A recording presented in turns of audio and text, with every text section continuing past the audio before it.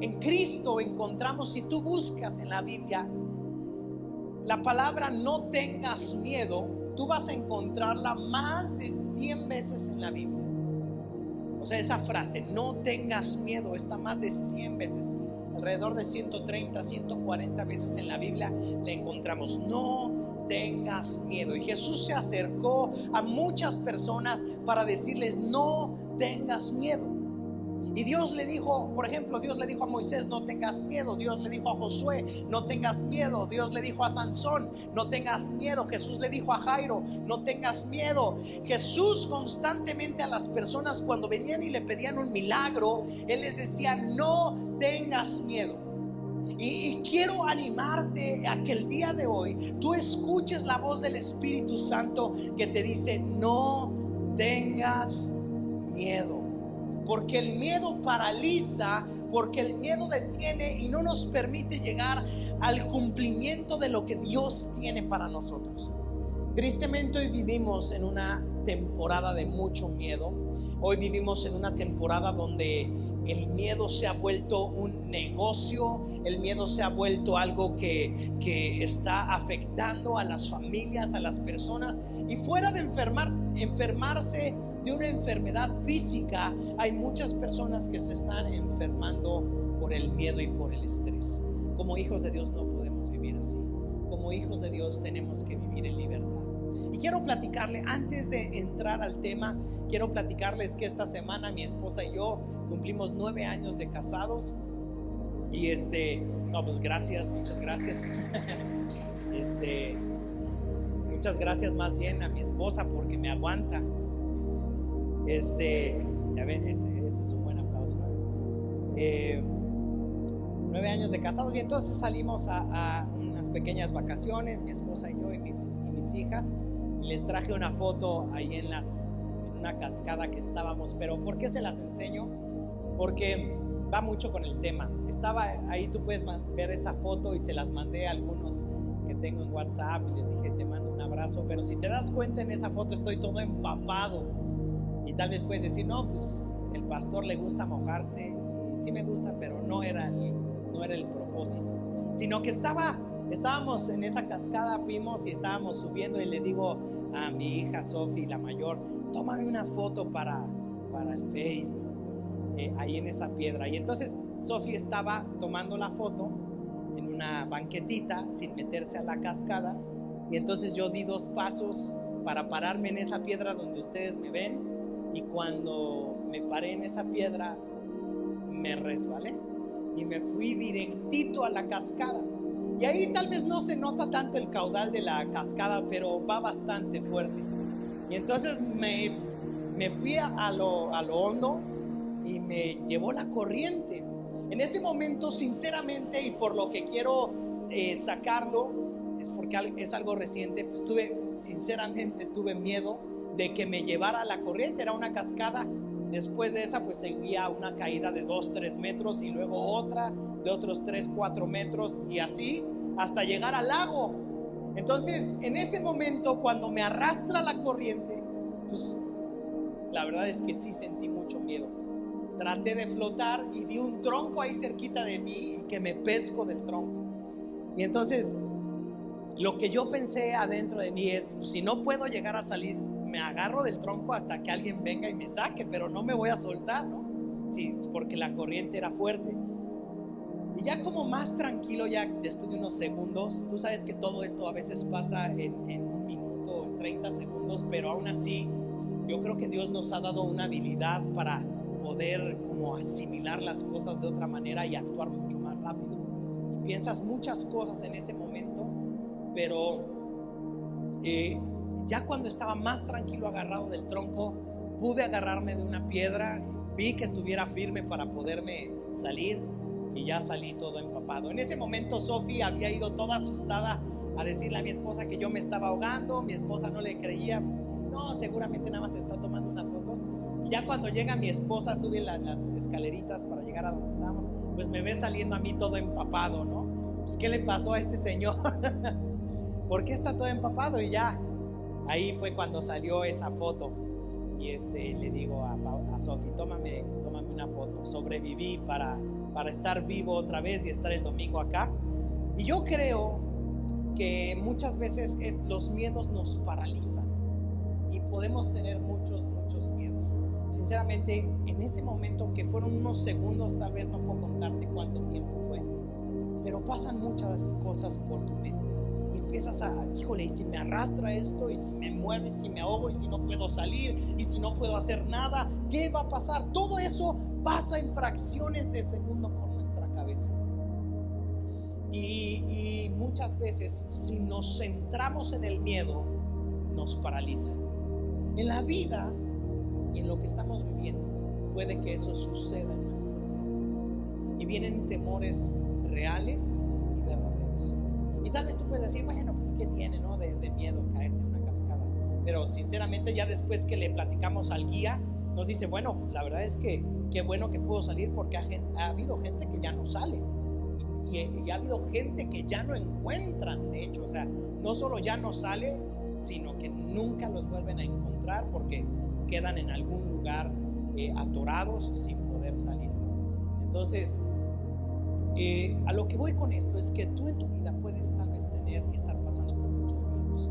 Los jóvenes pasan miedos porque tal vez pues no voy a ser popular, nadie nunca me voy a poder casar, o tal vez voy a estudiar algo que no me va a gustar, o tal vez sí estudio algo que me guste pero no me va a dar dinero, y qué tal si nunca puedo comprarme una casa, o nunca puedo hacer dinero para rentar una casa, o tal vez nunca puedo tener hijos, o qué tal si les pasa algo a mis hijos. Y entonces toda la vida están llenos de temores desde que eres un joven, un adolescente, y empiezas a enfrentarte a miedos. Después tienes miedos, y si se muere mi bebé al nacer, o si se muere mi esposa, o si me muero en el parto, o después si a mi hijo le pasa algo, o a mi joven, no, porque ya crecen los hijos, y qué tal que mi hijo no es exitoso, o qué tal que mi hijo se ve envuelto en algún problema de drogas, de alcohol, de deudas, o qué tal que mis nietos. Y así podemos ir por la vida con muchos miedos. Y nosotros tenemos que tomar la decisión si vamos a vivir derrotados y cautivados por los miedos, o vamos a hacer lo que nos corresponde como hijos de Dios y vivir la vida como nos corresponde como hijos de Dios. Así que el tema del día de hoy es sin miedo a tu propósito. No le tengas miedo a tu propósito. Quiero decirte algo y que lo guardes en tu corazón. La Biblia nos enseña en Efesios capítulo 2, versículos del 8 en adelante, que tú fuiste creado para buenas obras. Tú fuiste creado con un propósito. Tú fuiste creada con un propósito eterno. Tú no eres una casualidad.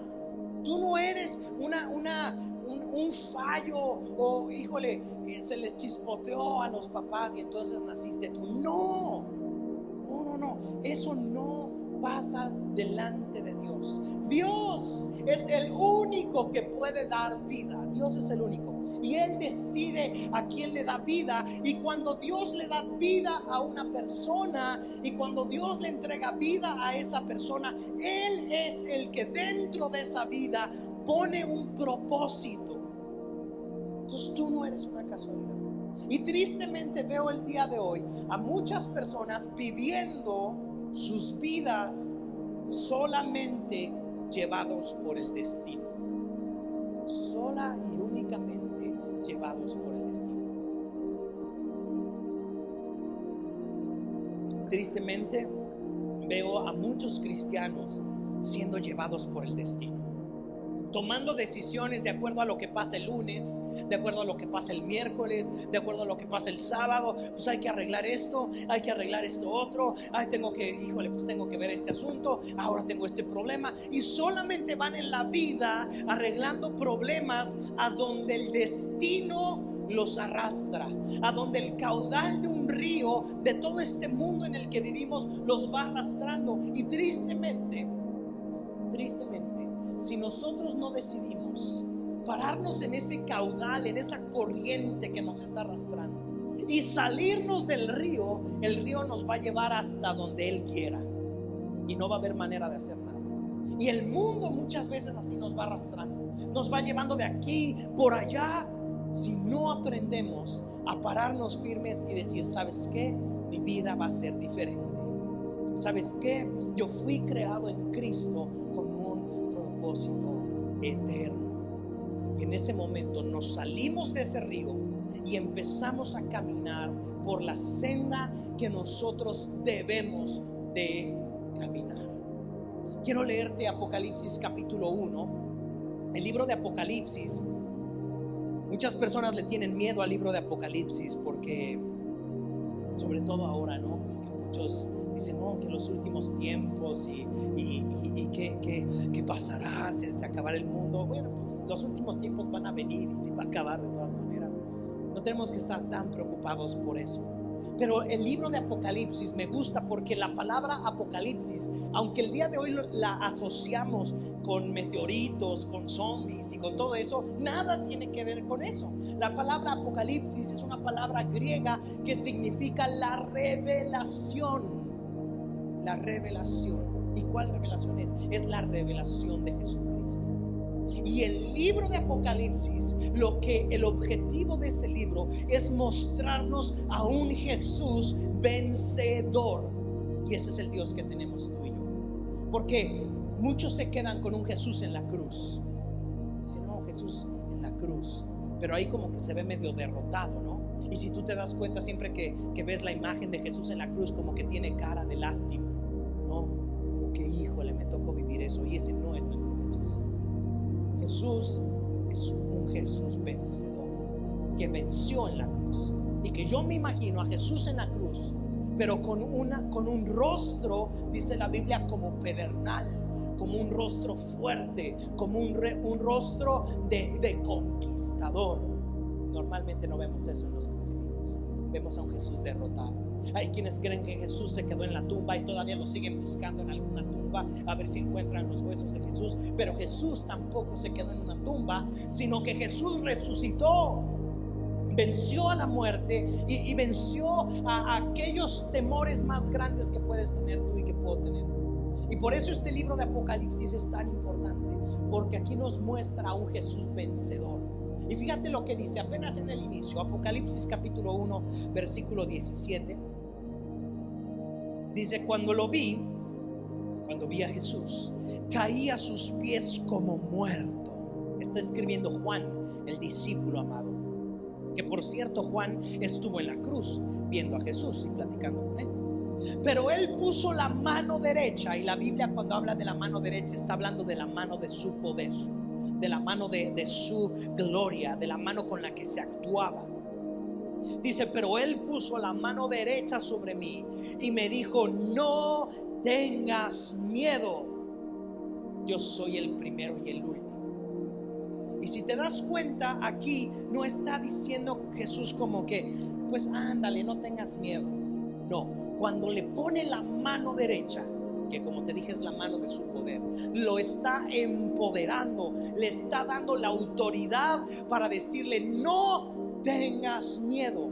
Y eso es lo que tenemos que buscar en Jesús. Es muy distinto a cuando una persona te dice: ándale, échale ganas, ¿no? Y te da una palmadita en la espalda, pero pues no te da dinero para echarle ganas, no te da los recursos para echarle ganas, no te da las fuerzas para echarle ganas, solamente pues ándale.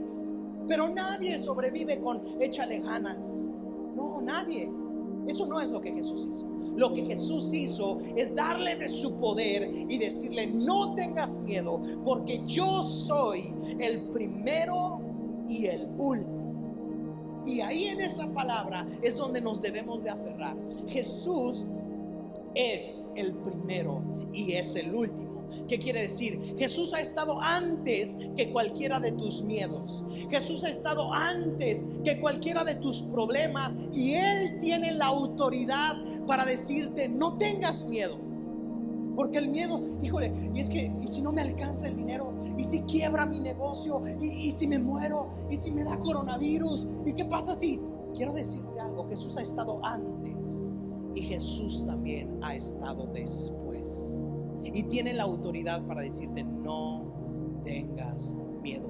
Haz lo que tengas que hacer, pero no tengas miedo. Los hijos de Dios no podemos salir con miedo a la calle.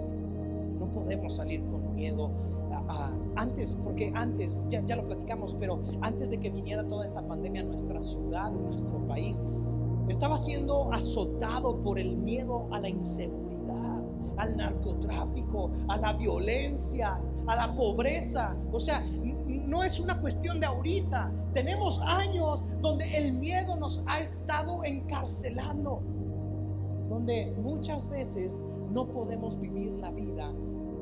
Deja tú saliendo con libertad, sino teniendo libertad aquí adentro, que es lo más importante. ¿Por qué? Porque aunque no salgas, pero el miedo a veces es tan fuerte que dentro de tu casa la gente tiene miedo. Híjole, ¿y qué tal que pasa eso? Hace unos años, recordemos el terremoto. ¿Y cuántas personas no viven con el miedo de, híjole, ¿y si se cae mi casa? O sea, acuérdense cuando fue todo ese tiempo como iglesia, fuimos a Jojutla, estuvimos ayudando en Expa, y la gente estaba llena de miedo porque acababan de perder todo. Su casa se había venido abajo, su familia había fallecido, todo, negocios, todo, muebles, todo lo habían perdido. Y era una situación abrumadora el estar caminando por las calles de Jojutla con todo deshecho y gente llorando y gente tratando de salvar sus pocas cosas, poniéndolas en la calle, poniéndoles una lona, poniéndoles algo para sobrevivir. Un miedo más a que venga un terremoto, a que se caiga mi casa, a que no me alcance el dinero, a que me corran del trabajo, a que pase esto, a que pase el otro. Y quiero decirte, no, en Cristo no podemos vivir así. Cristo no nos llamó así. Cristo el día de hoy nos dice, Jesús el día de hoy nos dice, mira, yo estuve antes de que todo fuera creado. Yo soy el primero. Y yo estoy después de todo también. Y quiero decirte, no tengas miedo. Y al decirte no tengas miedo, quiero decirte que Dios te da el poder para que vivas en tu propósito. Te lo está diciendo el Alfa y la Omega. Te lo está diciendo Jesús. Y te toma hoy con su diestra y te dice, yo estoy contigo. Yo estoy contigo. ¿Sabes una cosa? Tu vida está en las manos de Dios. Tu familia está en las manos de Dios.